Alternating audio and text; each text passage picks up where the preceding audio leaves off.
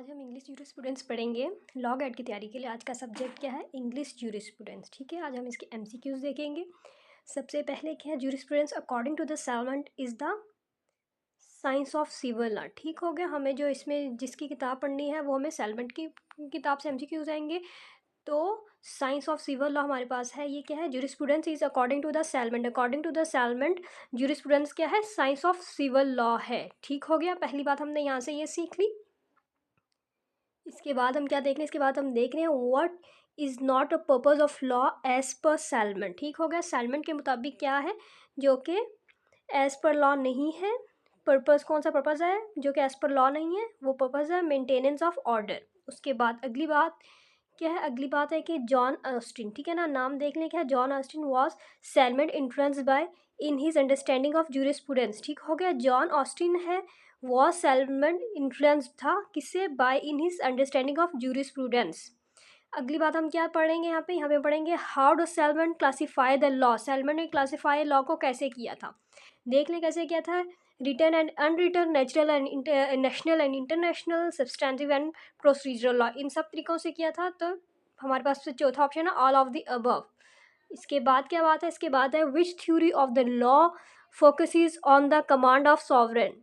इस थ्योरी का नाम है पॉजिटिविज्म। ठीक हो गया। पॉजिटिविज्म जो थ्योरी है वो क्या करती है? लॉ को फोकस करती है on the command of sovereign. अगली बात क्या है? अगली बात है according to the Salmond natural law क्या होता है? बेस किस पे होता है? Based on the reasons and morality. Salmond के हिसाब से नेचुरल लॉ बेस्ड होता है रीजन एंड मोरालिटी में। उसके बाद John Austin propose the theory of law as command of sovereign. ठीक है, जॉन ऑस्टिन ने प्रपोज की थी थ्योरी किसकी? लॉ की। वो क्या थी? Command of sovereign. Command of sovereign theory है। आगे क्या है? सैलमन क्या किया था? Salmond categorize the purposes of law under justice and utility. ठीक हो गया। सैलमन ने कैटेगराइज किए थे लॉ के पर्पजेस, वो किस में था? जस्टिस एंड यूटिलिटी में। उसके बाद which source of law does salmon consider the most authoritative? ठीक हो गया। लेजिस्लेशन। ठीक हो। अब हमने देख लिए इसके पहले एमसीक्यूज कहाँ से शुरू हुए थे। सबसे पहले हमने देखा कि सैलमन जो था उसने क्या बताया? जूरिस्प्रूडेंस क्या है? साइंस ऑफ सिविल लॉ है। उसके बाद उसने बताया पर्पस क्या है इसका? मेंटेनेंस ऑफ ऑर्डर है इसके मुताबिक। उसके बाद जॉन सॉलमिन ने क्या किया था? इन्फ्लुएंस हुआ था इसकी अंडरस्टैंडिंग से जूरिस्प्रूडेंस से। उसके बाद जो है सैलमन क्लासीफाई लॉ किस ने किया था? Return, unreturned, national, international, substantive and procedural law. उसके बाद क्या बात है? पॉजिटिविज्म थ्योरी हमारे पास कौन सी वाली है? पॉजिटिविज्म थ्योरी वो थ्योरी है जो कि focuses on command and sovereign में करता है। उसके बाद हमें बताई कि सैलमन के मुताबिक नेचुरल लॉ बेस्ड होता है रीजन और मोरालिटी में। आगे जॉन ऑस्टिन ने प्रपोज किया था लॉ थ्योरी जो कमांड ऑफ सॉवरेन है। उसके बाद सैलमन ने कैटेगराइज की थी पर्पसेस ऑफ लॉ, वो क्या है? अंडर जस्टिस एंड यूटिलिटी का था। ये अंडर अंडर था जस्टिस एंड यूटिलिटी के था।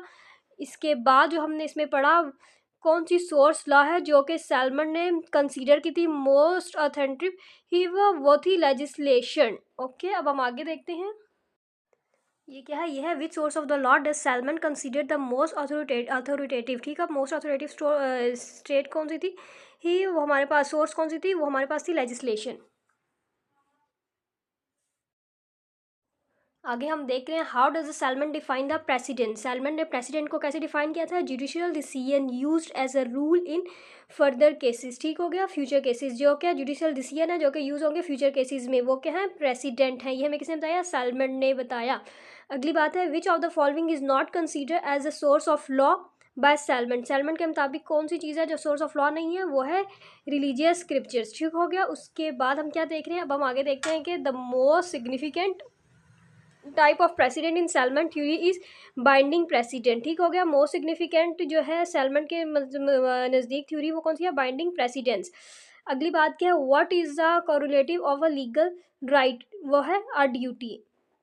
अगली बात according to Salmond which of the following is not a characteristics of the legal rights. अब इन सब में से कौन सा जो है वो लीगल राइट का करेक्टरिस्टिक्स नहीं है? वो है it is a vest in person, या it is the enforceable by law, या it exist independently of duties, या it is protected by the state. हमारे पास इसका करेक्ट आंसर है it exist independently and duties.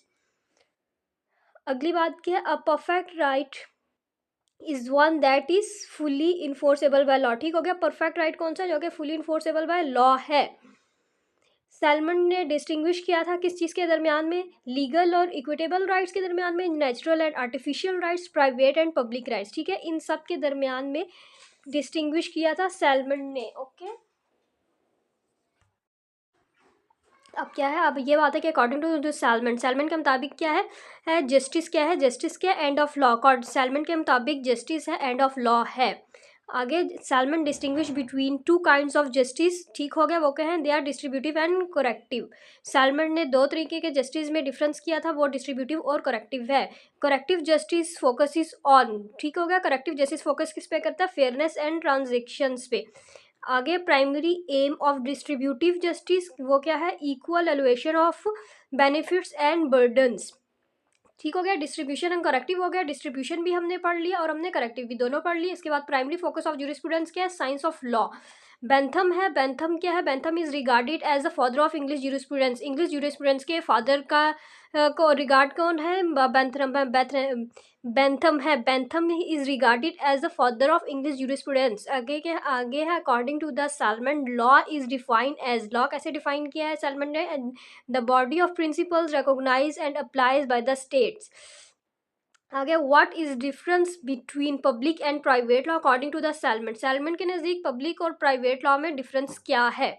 Public law है क्या है, public law governs the state, ठीक हो गया, पब्लिक लॉ क्या करता है, स्टेट को गवर्न्स करता है। Private law governs the individuals, public law क्या गवर्न कर रहा है, स्टेट को, प्राइवेट लॉ गवर्न्स कर रहा है इंडिविजुअल्स को। Salmond theory of law emphasize, क्या सैलमन थ्योरी लॉ एम्फेसाइज क्या करिए, एनालिटिकल पॉजिटिविज्म।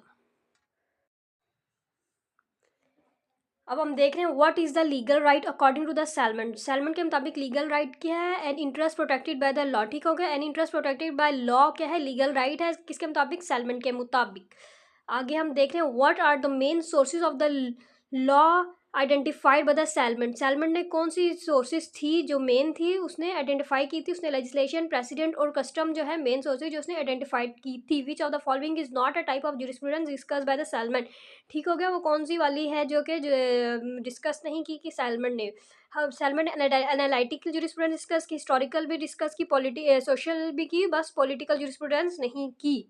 उसके बाद according to the Salmond what distinguish substantive law from the procedural law, क्या है ये difference, substantive law governs right, substantive law क्या गवर्न कर रहा है, राइट, और प्रोसीजरल लॉ क्या गवर्न कर रहा है, इन्फोर्समेंट। सब्सटेंटिव लॉ हमें राइट्स दे रहा है और प्रोसीजरल लॉ हमें इन्फोर्समेंट कर रहा है इन्हें।